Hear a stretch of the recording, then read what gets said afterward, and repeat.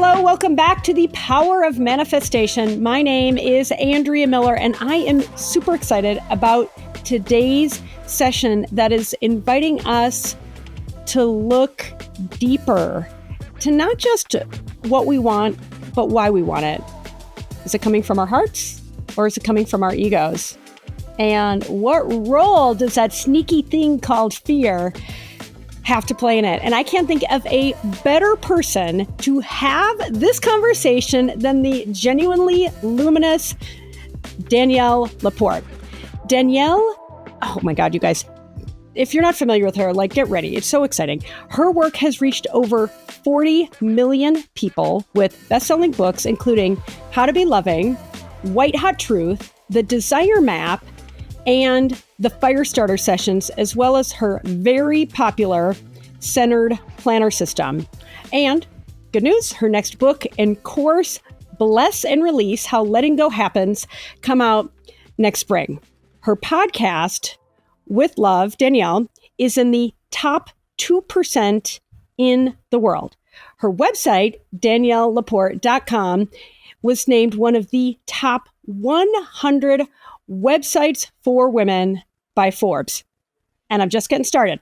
Danielle is also the creator of the new Centered digital app with over 3,000 app users, including 400 plus coaches in 30 countries, hosting conversation circles, retreats, and workshops. Her quarterly master classes range from nervous system balancing and relationships, planning with the planetary energetics and seasonal rhythms, visioning, building, and manifesting, as well as blessing, releasing, and what we all need to do a little bit more of, letting go. Danielle is a member of Oprah's SuperSoul 100. She is a former publicist and executive director of a think tank in Washington, D.C., where she managed futurists, creating scenario plans for the likes of the Pentagon and the World Bank. And Danielle now speaks about the intelligence of the heart. Welcome, Danielle. Thanks so much for being in our event. Thank you. Always stoked to talk about manifesting. Yeah. Well, and I love how you do manifesting. What I like to think about your manifesting is from the inside out, but we're going to get to it. Let's start with section 1, ego-centered versus heart-centered manifestation. You've said that all desires are not created equal, that some come from ego while others come from the heart. What do you mean by that?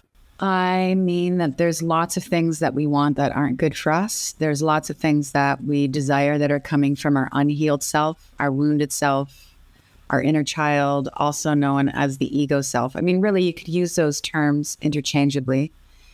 And then there are where I would call the higher desires that are aligned with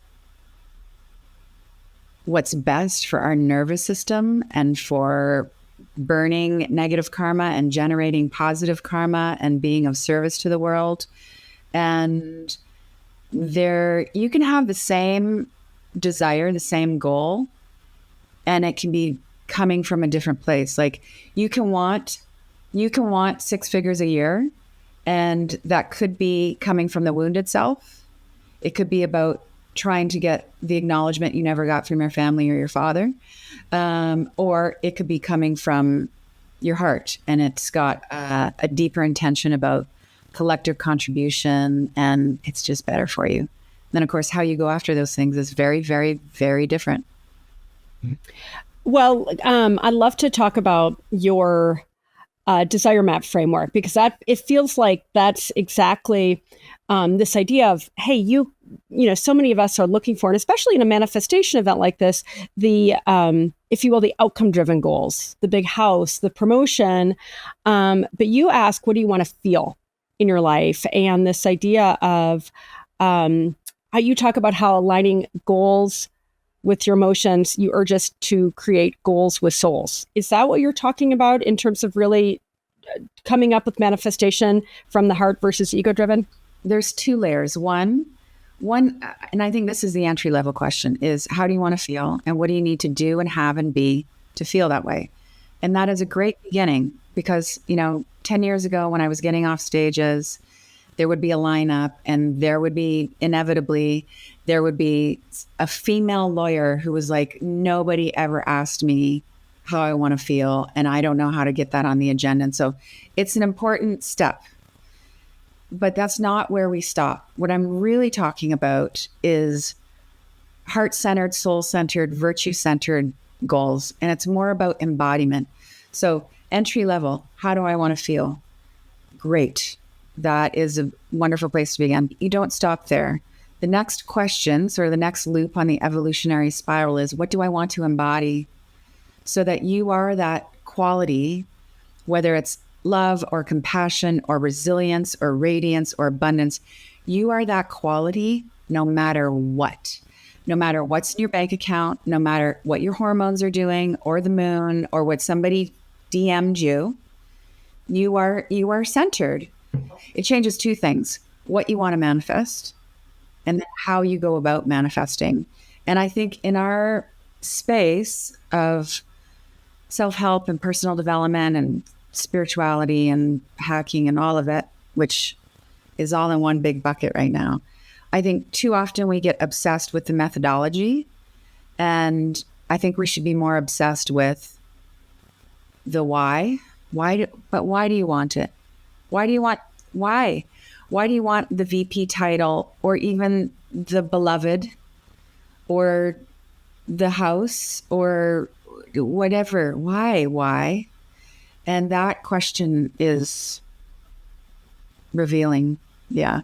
Well, then so just looping back a little bit, you said a few seconds ago, well, a couple things, that the outcome may still be the same. You may, whether it's ego-driven or heart-driven, it still may be the promotion, it may be the house, but where it's coming from matters. So it sounds like the question to ask yourself once you identify that thing is why, so you can get an honest answer. And I'll volunteer this as I always say type AAA, Aries, overachiever, alpha.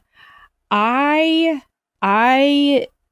strove for success to prove my worth, because that little, that inner child, the little Andrea didn't feel enough. And it was like, well, if I just achieve all these things, and fortunately I've had a lot of successes and interesting in different ways, but I also come from a family with a lot of addiction, but it's never enough. There's never enough achievement, even if it's all positive, right? I'm not a big drinker. There's other, kinds of addictions I avoided, but achievement addiction was one for sure. So what you're talking about really resonates with me.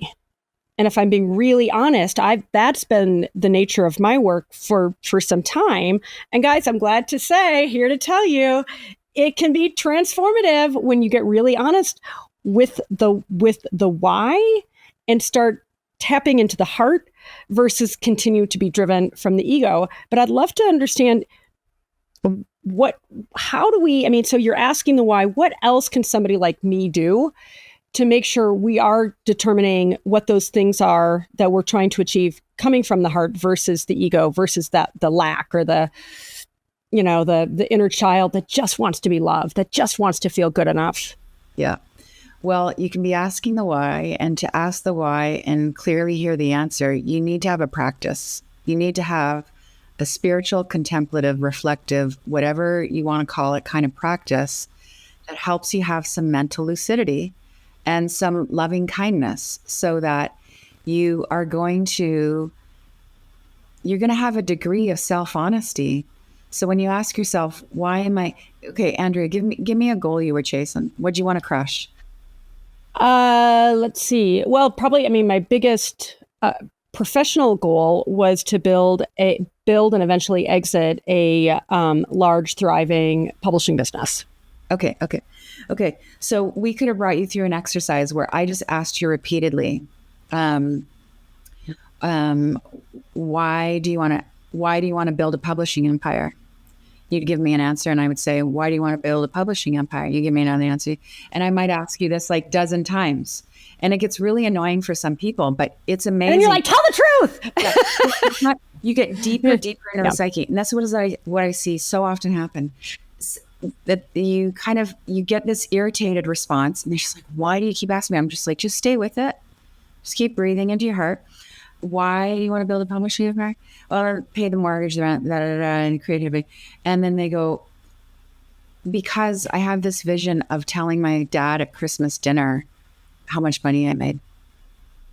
And then you go, why do you want to build it? And you just keep going. Why do you want to build it? Because I want my dad to give me the love he never gave me. And you get there, and so there's a revelation. And it doesn't mean you don't build the publishing dynasty.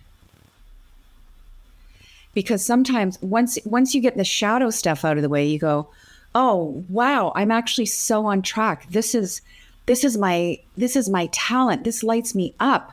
I'm articulate. I love the smell of paper. And you get to keep the goal. Now, this is almost like kind of this biblical perspective, like to receive all, you have to give all. You really need to be willing to leave the marriage, to let the job go, to consider this really sucks. This is really not working. And my counsel with this is like, have the courage to see how intensely it sucks. Do not worry about what's going to be required to fix it or on the other side. Just be in radical acceptance. And then your higher self, and sometimes your cash flow, is going to say, okay, now this is where we go from here. Keep the vision, but it's going to be fueled from love and your true disposition. And, you know, what we would say in Buddhist terms, like, this is actually your dharma. You're meant to do this, or you're going to like deep six it. This is not who you were. Oh my God. Danielle, no wonder you're such a superstar. I'm like tingling listening to you speak and like writing all these notes down. Thankfully, I can go back and rewatch this myself. But I love that. And I just wanted to add in, I mean, one of the, I have positive affirmations for myself every day. And one of them is I choose integrity. And this idea of really being true to myself has been a big revelation. And I'll share a quick little story. So I wrote a book that I was so enormously proud of called Radical Acceptance, The Secret to Happy Lasting Love. And this was almost 10 years ago. And I so desperately wanted it to be a New York Times bestseller. And ding, ding, ding, guess what? It wasn't. It was not a New York Times bestseller. It won awards and it, beautiful reviews on Amazon, and people are, have told me it's transformed their marriages and all these great things. But I was devastated. And so just an anecdote from your teaching, which I had to learn the hard way, was my ego was so invested in the external validation. The world saying, you know what, Andrea, you're great because it's a New York Times bestseller. And when I process this, then talked to a therapist and, and she kind of did that why with me, like you were describing, which it's annoying. And I even did it with myself, but it's annoying. But if you're really serious about your life, it's like the greatest thing you can do. It was like going deeper and deeper.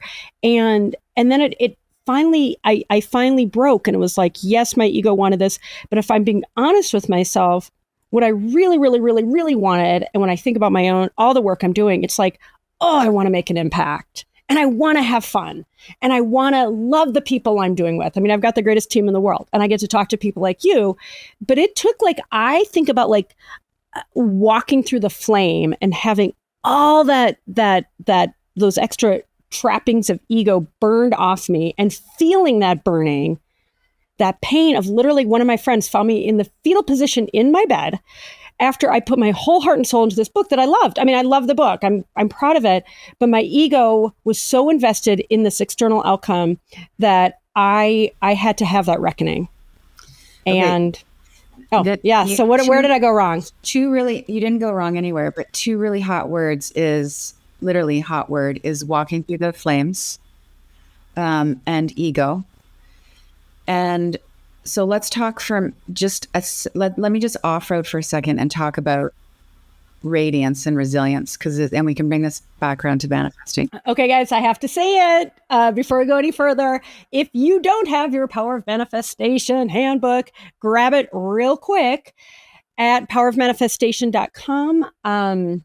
You're going to want to take a lot of notes in this amazing session, and you're going to be so grateful to have a bunch of stuff written down so you don't have to be thinking while you're listening, but it's there. And all the additional things that you want to write down that you're thinking about, you can do it real easily, real quickly. You can get it instantly. And if you already have it, please do use it, because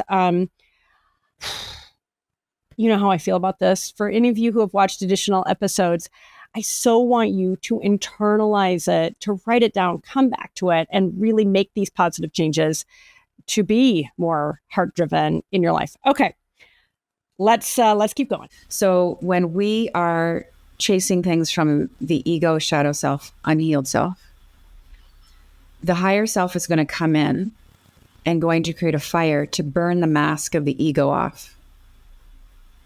So that you really, I mean, just to use the phrase everybody, you know, is to really see what you're made of, to see the true self.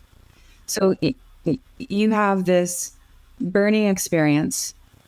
You get down to, well, actually, what I for sure have always wanted, but it got a little eclipsed, was I want to make an impact. And that is you actually shining. And from there, because ironically, it's the ego, it's the shadow that keeps us from what we want the most. You want to make an impact, but the ego goes, oh, shiny object over here. When really, you know, your heart-centered aspiration is the shiniest. Yeah, but it's how we go about it. Like once we get clear on the why, the how we do it really starts to shift. And my observation from having literally thousands of conversations with people about desires and goal setting and manifesting is that when the ego sets out to achieve something and it gets it, like here's the thing, you can be going from the wounded self and you can hack it and you can crush it and you can slay it. You get there. This is not about not getting there. This is you get there. And my observation is, and I'm speaking for myself, is you go, good. What's next? There's no rest. You actually have to put celebration in your calendar. It's true. Have fun today for 2 minutes. Relax for 2 minutes. And here's the problem with that. I mean, that obviously we can see like that's sad and it's a recipe for burnout. And that is like a joyless way to go about it. But it actually doesn't deepen our creativity. We can be checking all of these things off. Got it, accomplished, exceeded my goals. But really, purposefulness and satisfaction and things that stand the test of time are built on each other. So ego-centered goal, you reach it and there's some emptiness and you think, what next? Or you think, oh, I should have been more ambitious. We crushed that goal. I should have doubled my metrics and my, the goal. Okay. You reach a heart-centered goal where you're coming from who you really are, and it's from a place of love, and it's this, that's great. You rest when you get there. You really feel the satisfaction of the accomplishment. You celebrate it. And here's the key. That achievement informs your next step. So you are actually building stronger, better, longer. It's like, what is this success going to show me? How is this success going to direct, inform my next step? Okay, this worked. Let's build on what's working. We're going to sell more of this book, as opposed to all this pivoting that happens when it's the ego going, I need the next thing. Yeah. Well, what bubbles up for me listening to you speak is when it's coming from that heart-centered place, partly it's avoiding the burnout, right? And you're talking, I referenced words like hot words, like, okay, and burnout, right? You walk through the fire and burnout and so forth. What I can say for sure, especially in my professional journey as a CEO that leads an amazing team, the joy of doing the work every day with my team and the joy of being a mom and just waking up, even when things are stressful, I just have so much more joy in my life, which it's like, oh, like, okay, maybe I don't get the shiny prize at the end, but that finally being able to rest a little bit and knowing that, I mean, it's so cliche, but it's cliche for a reason. It's like the journey is a destination. You know what I mean? And it took me a long freaking time to get that. And it's a gift. So I want to go back to the thing you mentioned about the lawyer, because that's going to hit home, I think, for a lot of people, a lot of the women watching, men too, but I think especially for women that are so achievement driven. What did you say? That no one asked me how I would feel, and it just how I wanted to feel, and just it's like, guys, permission granted. And one of the things that I've been tapping into lately is, I need to give myself permission, right? I mean, so often, wounded children and, the shadows and so forth, it's like we're looking for that outside validation. I mean, it has to come from within, I think, right? For it to really be heart-centered, because if I'm being honest, when I think about my own desire to be liked, approved of, all those things that are more coming from the ego, I'm doing this, it's kind of back to I'm doing it for the wrong reason versus I'm giving myself permission. I'm giving myself my own approval rather than waiting for some fictitious crowd of people or my dad. And by the way, I mean, my dad loves me. Like a long time ago, I'd been like, yeah, I'm doing it for mom and dad. And it's taken a while to be wise enough and loving enough to know, yes, there were some shortcomings and some challenges, dysfunction, and so forth growing up, but I have a choice now. There's another layer in there that I think is useful, which is intellectually we can go to, I need to give myself permission, which is totally true. But the other layer is you need to love and accept your neediness and the fact that I really just want to get recognition to fill the hole in my heart, and just love that. And I love myself. And I accept this about me. I can be a little greedy. I can be a little manipulative. I can be a little pushy. And I love myself. And then the greedy, manipulative, pushy parts, wounded parts of ourselves start to calm down, and they don't get as chatty, and they don't hijack our decision making. And then we move into, it's like because we've parented and loved our shadow bits, then we can really give ourselves permission to be all of it. Like, I'm that, and I'm a baller, and I'm going after this goal. Yeah. I mean, I love it. And honestly, that hits really hard for me too, because so often, I mean, again, speaking personally, and I think I speak for all of us, like trying to distance myself from those adjectives that you described. Right. And it's like, they need to be loved. And it's like, well, why are they even there? Right. They're there for a pretty good damn reason. And that, yeah, I mean, that permission to go, yeah, let me love those parts. I mean, I think about this in our relationships with other people. It's like the unlovable parts are the parts that need, for the closest people in our lives, it's those unlovable parts that need the love the greatest. And it feels like you're saying the same thing. How can we do a better job loving those unlovable parts in ourselves? That is it. And another term that's helpful for like all kinds of minds is to integrate. So it's just like every time you love the unlovable or you bring your shame in, I mean, those are the reasons we move into all kinds of addiction, right? But every time you do that, you bring it in instead of pushing it away, you become more powerful. You become more robust. You become more resilient and impervious to stress. You bring that stuff in, you think it's going to throw you off your game, but it actually creates mental lucidity. Like you're really being the leader of your life. And this is, it makes you more flexible, which is key to manifesting.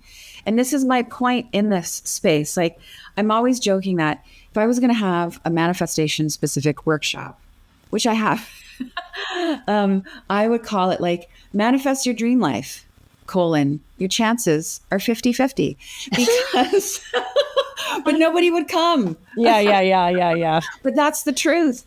And so like what I say is like, usually I'm like the Danielle Downer and just say, guess what, girlfriend, you cannot have it all. You cannot manifest everything you want because there is karma, there is culture, there are circumstances. But no matter what is going on, every being on the planet can manifest peace, deep satisfaction, fulfillment. Everybody's going to say they want to be fulfilled. Everybody gets to have that.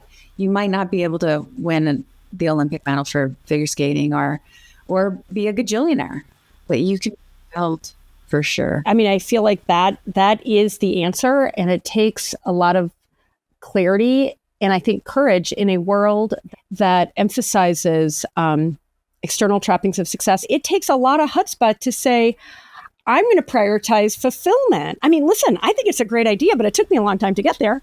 But you still get to have the stuff. Yeah, and that's it. Yes. This is my journey because I'm on the other end of, for sure, lots of ambition, hustle, burnout, overachiever, 4 planets in Virgo. And my way has been spiritual bypassing it to say, I'm only going to, maybe, every 6 to 9 months, I think I should shave my head and walk away from all of this. And now I'm over the spiritual bypass, and it's like, I am clear. I am so clear in who I am. I am devoted. I am here to be of service. There's nothing I desire more than a more enlightened humanity. Everything, love and kindness is baked into all I do. Semicolon. I am going to enjoy this life. And I love linen, and I like to fly at the front of the plane. And if I can't, that's fine. So, and this brings us to like the next juicy point. We've got to proceed with healthy detachment. And because it's the over-attached, clinging equals suffering. Oh my God, hang on. Clinging equals suffering. Everybody, think about that. You're clinging when you're in lack. You're clinging when you don't have. And that is suffering. That is suffering. And that kind of suffering is going to affect your cortisol levels and your adrenals and how you sleep at night and how you lead. And it's not worth it. You have to approach all of this with a loose hand and leave room for mystery. You could talk, I'm sure everybody you're talking to right now can tell you, oh God, I failed. I thought it was the worst thing, ended up being the best thing. Like life is just always trading up, even though it can be really painful along the way. And my experience is the universe always has a better plan. I can't see it. Sometimes it takes a week. Sometimes it takes 3 years. But looser, a little more letting go. Okay, I want to get to our next section, releasing fear and going deeper. But before we go there, Danielle, you referenced your own spiritual bypassing, which I think a lot of people will find really surprising, given your credentials, given your success. We just talked for a little more on that because I think you're telling that truth as somebody who's up here will go a long way for other people to say, okay, yeah, I'm going to get that honest now. Okay, I'll get super honest. So this is shadow work. So, my shadow, my ego, tells me that I'm actually the evil queen, not the loving queen. That this is as dark as it gets. Like my worst days, I'm just like, oh, my motivations are not heart-centered. I'm being manipulative to get my needs met. That's a big spiritual bypass, right? That's a lack of self-compassion. And what that brings me to, so the bypass is I'm bypassing not having my needs met. I'm bypassing my beautiful heart-aligned ambition. And I'm saying I should be less ambitious. I should have fewer needs. If I were more spiritual, I would be really detached about the results. I would keep this person on for another 6 months. I would make, this amount of money okay versus that amount of money okay. I would be more forgiving. And what I've gotten down to is really the most holy thing to do is just honor my humanness. I have a particular makeup and a particular framework and cultural history and karmic history. And I'm not that into this yet, but and I have human design and where I am astrologically. Therefore, because of all of my Danielle-ness, I have preferences. I have requirements. I'm not all Zen. I'm still here.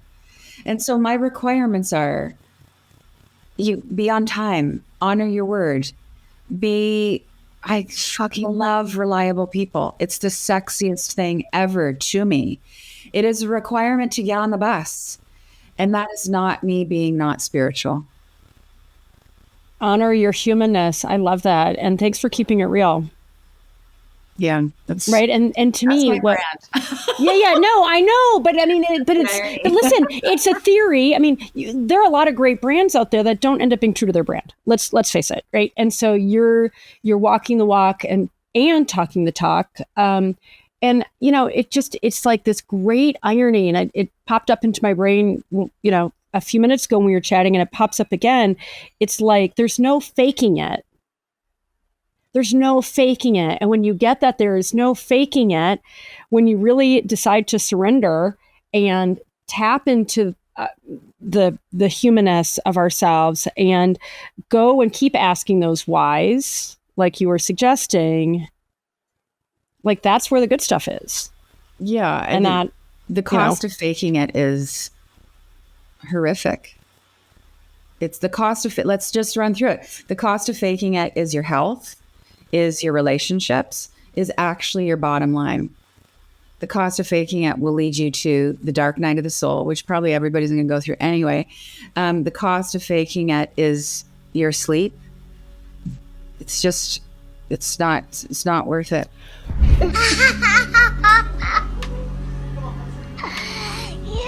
Well, it's a good segue into releasing fear and going deeper into section number 2. So how does fear shape the goals that so many of us, the manifestations and so forth, that so many of us are trying to achieve? This is everything we've been talking about.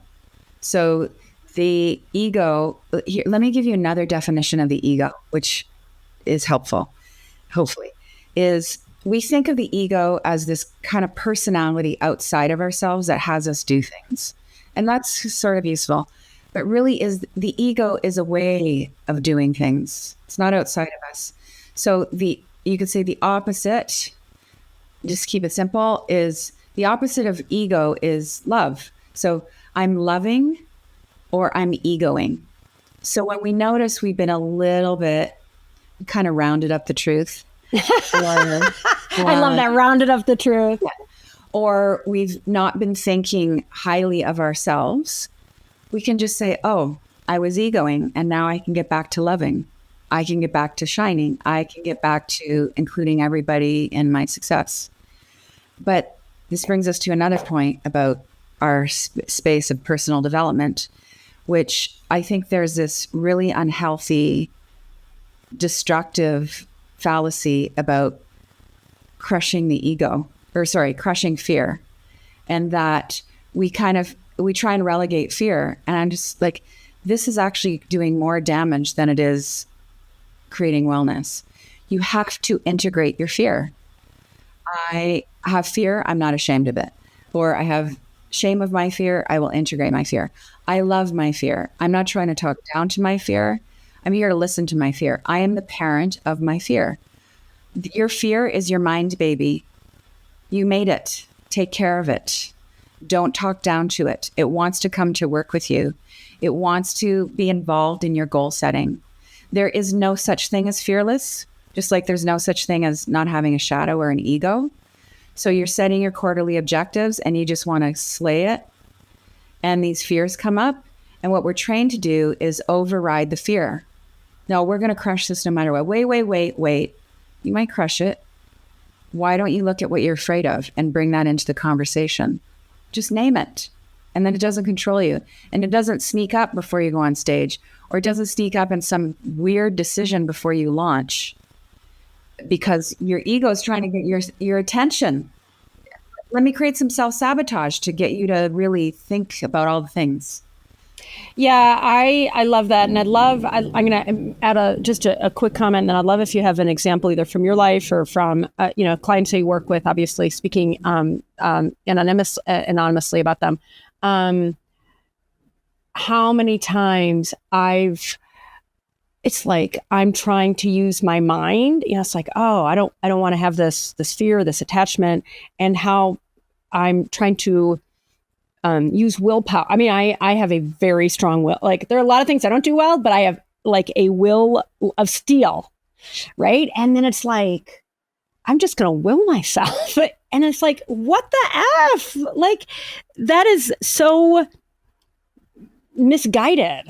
And so I so appreciate your saying, what did you say? That we are the parent of our fear and what it has to teach us versus trying to conquer it, versus trying to crush it. It's like, what the F are we learning from it? In fact, that I interviewed somebody amazing just before this who was talking about how like responses in our bodies are, often it's the pain, it's the illness and so forth.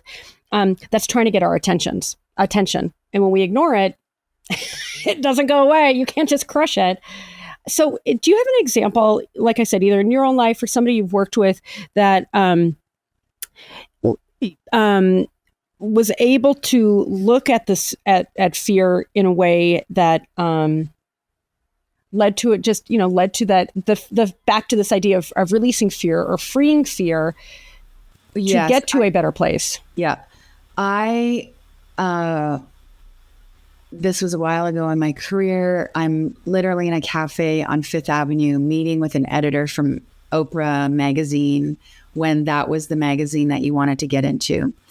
And I really felt, I was afraid, like the next book and the next thing, I'm never going to attain without this yes. If I don't hit Oprah, I'm just not going to hit it. Mm-hmm. And by the way, side note to your point about the New York Times bestseller list. I could give a whole workshop on selling enough books to get on the New York Times list and not getting on that week. This happened with a couple of books, and it's still this kind of what's driving me. So I'm in this meeting with this editor who is young, and self-help is not her focus. She's into Emily Bronte. And I can feel myself, I'm like contorting. I'm constantly scanning. And I'm like, okay, she wants more of this. So I'm going to tell her I could do a quiz. Okay, she likes this. And I'm going to say, well, we could do this thing about relationships. Oh my God, she's mentioned parenting. And I'm like, oh, I could, and I'm dancing. And I'm just like, oh, I could do something about parenting. And so I'm not centered. Fear is driving all this ridiculous kowtowing and shape-shifting that I'm doing in this meeting. And I leave that meeting and I'm in these, I had the sexiest boots on. I'm so ready for all of this. And I'm strutting down Fifth or Park, wherever I was after this. And I just thought to myself, never again. And of course, I did not get that article. Of course, they did not run my silly quiz because I wasn't myself. I was ghosty. And I just thought, no, I'm going to be Danielle in every meeting from this point forward. Yeah. Oh my God. I fucking love that example. I mean, honestly, and I know every single one of you watching now can see themselves in that cafe inside of Danielle's body doing the exact freaking same thing. I'm zigging, I'm zagging, I'm pleasing, I'm fawning, and it's like, oh, but what a gift. So she gave you this great gift of like, okay, never do that again. Yeah. I think we should do business more the way we do healthy dating, which is like, you're on a first date. Do you want kids? No. Great. This is a wrap. Right. You're on a meeting with an editor. Is this the kind of content you want? No. Okay, I'm not the right fit for you. Yeah, peace out. Thanks. Honestly, what I love, and in part I'm as animated as I am because you are speaking so, I am your audience. I know you've got tens of millions of people, but I'm your audience of one right now who is like, give me more, Danielle. Because we've all been there. And it's like when you're working so hard and it's like you're that little you that just wants to be loved and is so trying so hard, like you'll do almost anything, abandoning yourself, abandoning your peace and your presence and poise and magnetism to get that outcome. And that, to me, that's how we sabotage, as you were talking about earlier. And then to me, the beautiful opposite of what you can't fake, because Danielle's great authentic presence would have gotten it. Most likely. I mean, who knows, right? But that's not the point. The point is that you abandon yourself, and we all have abandoned ourselves. Well, let me actually come to that, because you talk about in White Hot Truth, this whole business of like personal authenticity. What's the connection between fear and authenticity? I mean, and by the way, when I think about, magnetism and manifesting, like I feel like all the gurus say you're going to manifest most effectively when you're authentic, like when you're true to yourself. So I'm in the midst of doing what I hope will turn out to be the world's largest survey on one question. And the question is, what do you want to let go of? And all of that is coming out in 2026. My next book is called Bless and Release. And I see 2 patterns. We've actually identified the 7 patterns of what people want to most let go of. One has to do with emotional load and managing other people's emotions. That's a big one, managing other people's emotions. The other is a fear. There's a whole category, a list of types of fear. What I'm seeing in the data is fear of rejection. And I think fear of rejection is driving humanity 24/7. And if you drill down deep enough, that's what it's all about. How you dress, what you say, the job you take, what you post is all mitigating your fear of rejection. And our greatest pain is about being rejected. Like we leave the marriage because ultimately we feel kind of rejected for who we are because our needs aren't getting met. We leave the job, We get canceled. We get not invited. How many, what I ask my community is, hey, just think about all the ways you can be or have been rejected. I worked with somebody who they were devastated because they didn't get invited to the book club. And it just brought up all the, so fear of rejection has us be inauthentic. It has us perform. And here's the beautiful thing. Wanting to belong is divine. It is a divine impulse. We need to be together. Being together is loving. Being together is unity consciousness. Being together is teamwork and collaboration. It's our natural state. Being together is how we get home to source, to the divine. So it's super duper healthy. But again, are we going about it from, I don't feel worthy, so I'm going to try and be worthy? Or let me finish that. Let me rephrase that sentence. We acknowledge, because we are self-referencing, contemplative people. We breathe into our hearts. We go for a walk around the block every night. We think about our life. We think about our day. Okay. So we realize, I want to belong. Great. No criticism. No looking down upon yourself. You've acknowledged a need. Okay. Now, are you going to find a way to belong? Because I'm not worthy and I didn't get the love and I got canceled that one time.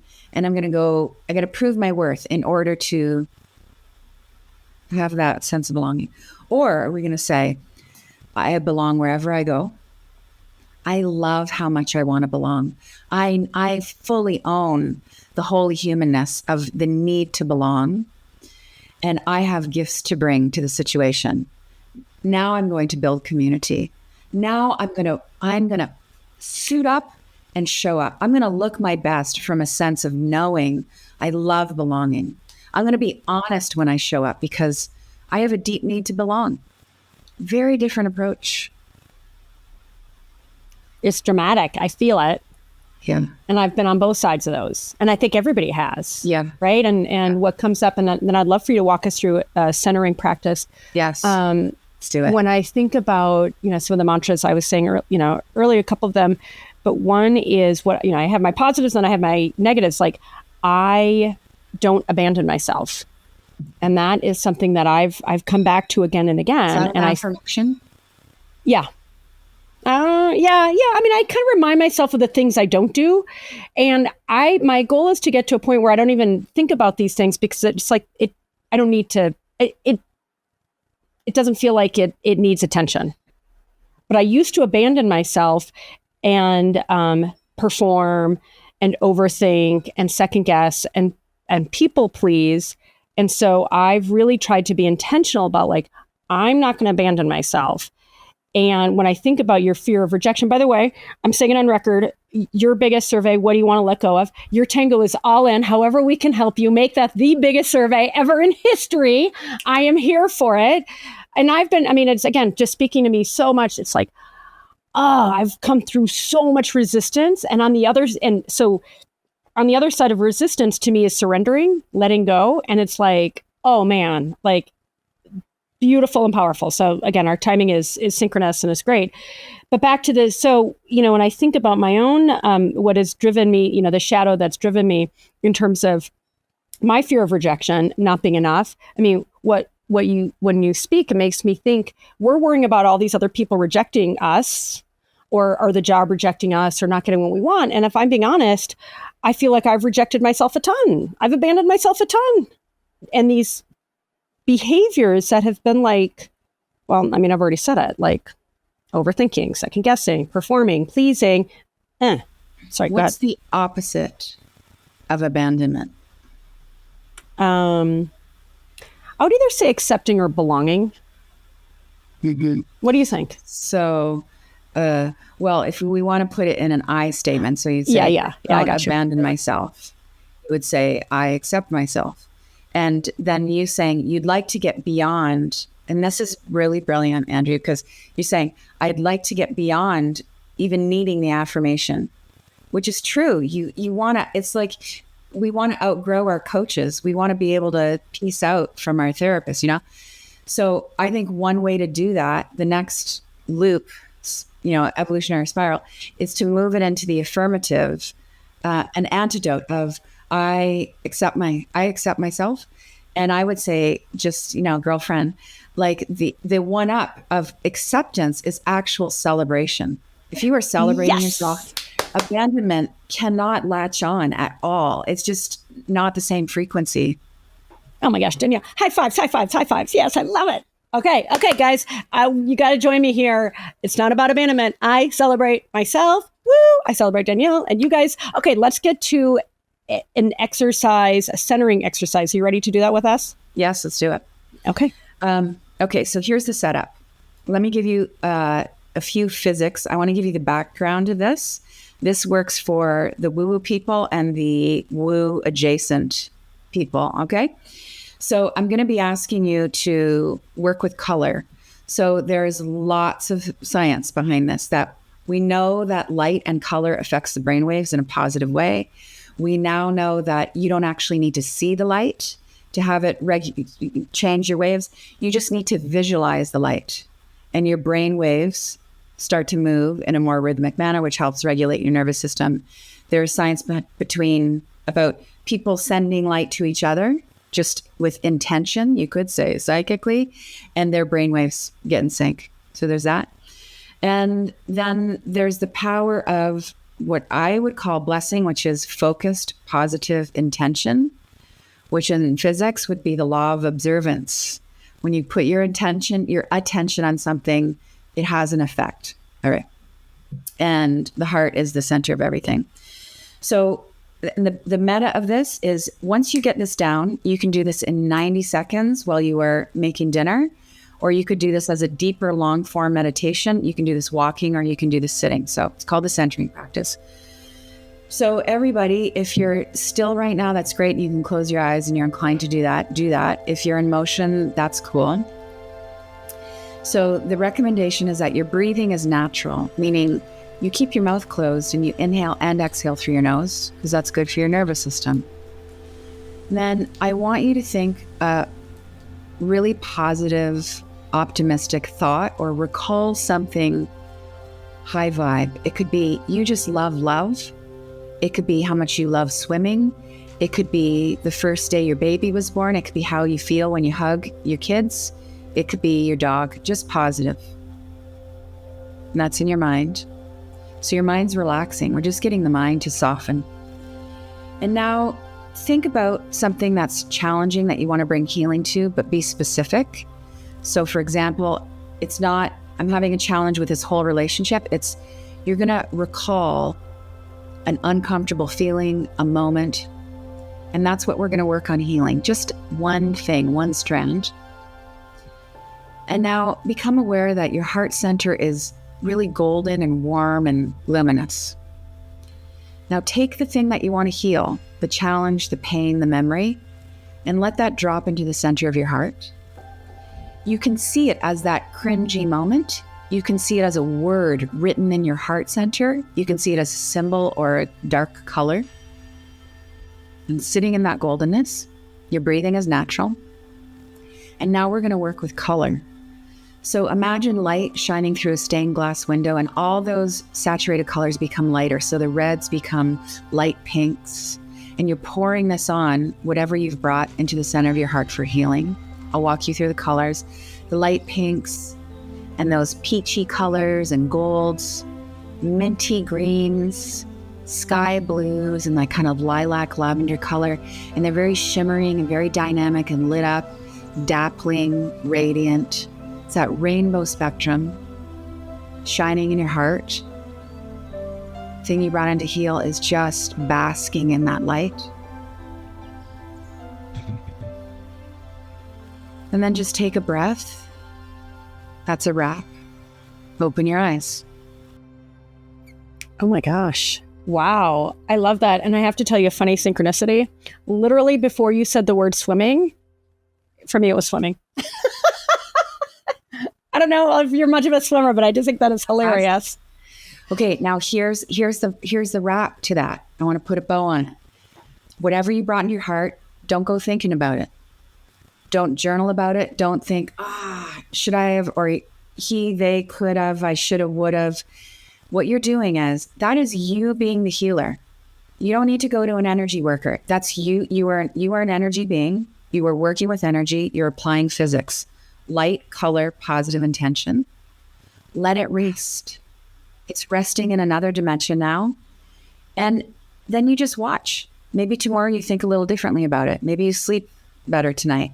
Maybe you think a little more positively, or you don't think about it ever again.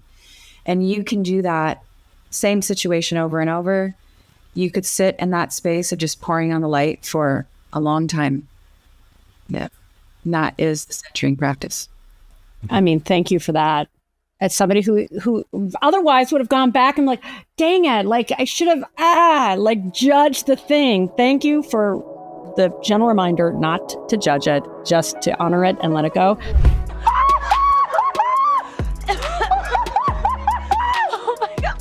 Okay, I'd love to move to section 3. We were talking about affirmations a few minutes ago. So getting into an abundance affirmation practice, something that you've done a lot of, using affirmations as a powerful bridge. I'd love for you to talk a little bit more about, you've already even touched on how to phrase them positively versus negatively, and maybe even walk us through a guided affirmation practice. Yeah, I have a sweet abundance affirmation. Here's my thing about affirmations. I'm not that into them, but I use them selectively. I think a lot of the times we use affirmations that we know are little lies, and we don't really believe them. And that just creates more confusion in the psyche, and it's not good. And repetitive positive thinking, also known as affirmations, great idea, but you have to believe it. You have to believe, or it's going to backfire.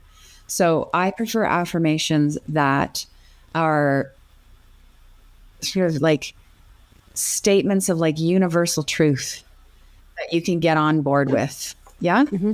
Yeah. Love it.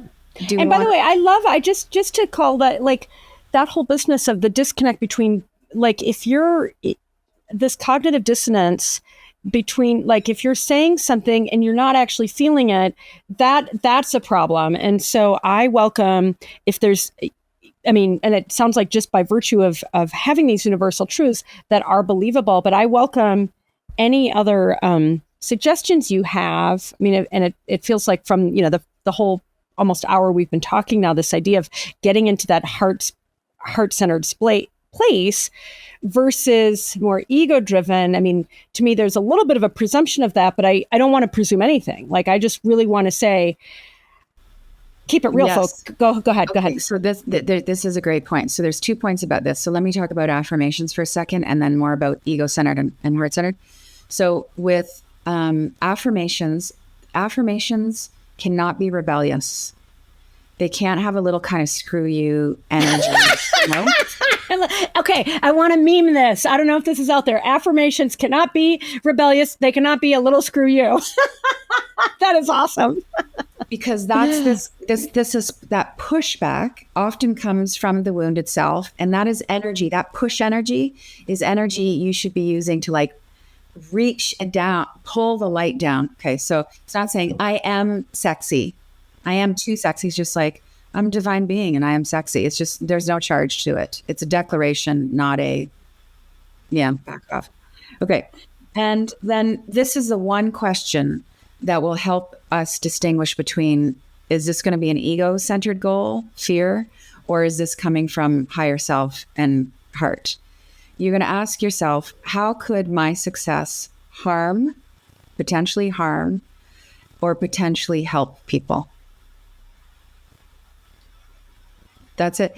And you might not have a clear answer, but just asking it helps the mind soften.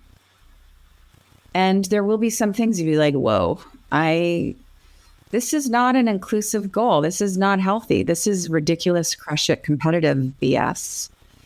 Or like, okay, you can still want to get your pilot's license and make your 7 figures and fall in love and get whatever car you want. But you're going to look at, and I do this a lot with women, all of us, are like, we want to be we want to manifest our person. We want the job. Great. Want that. Get it. You'll have it.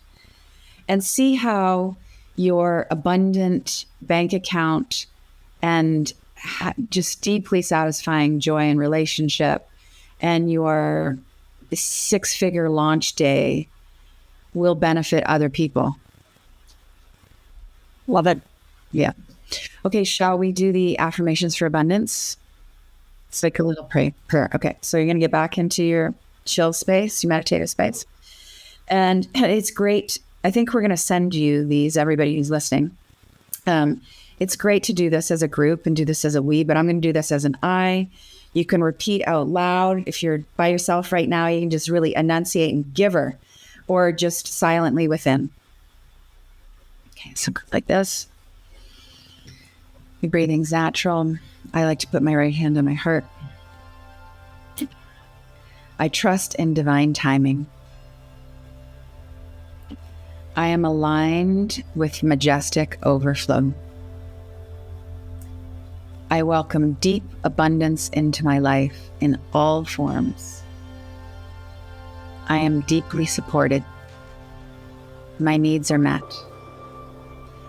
I thrive wholeheartedly and completely at all levels and elements. Abundance flows to me freely, and I circulate it openly with love. All that I am and all that I have is for appreciating the good in all. So it is. Ooh, and so it is. Oh, I love it. I could feel that. Let me ask you 1 or 2 more questions on affirmations, and I'll let you go. So we started with talking about, and throughout our discussion, heart-centered, manifesting from a heart-centered place. And then talking about really starting with the feelings that you want. Would you recommend that as people are doing affirmations, that they identify maybe the 3 or 4 or 5 feelings? I want to feel joyful. I want to feel abundant. I want to feel like the things that they want to feel.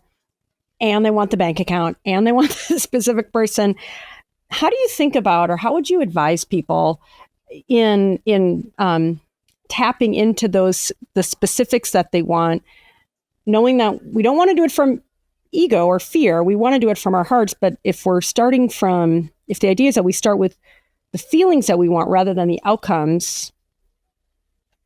Yeah. What do you recommend? 2 ways to go about it.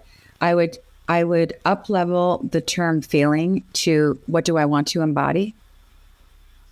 And I would go about it either way. One way is, what do I want to embody?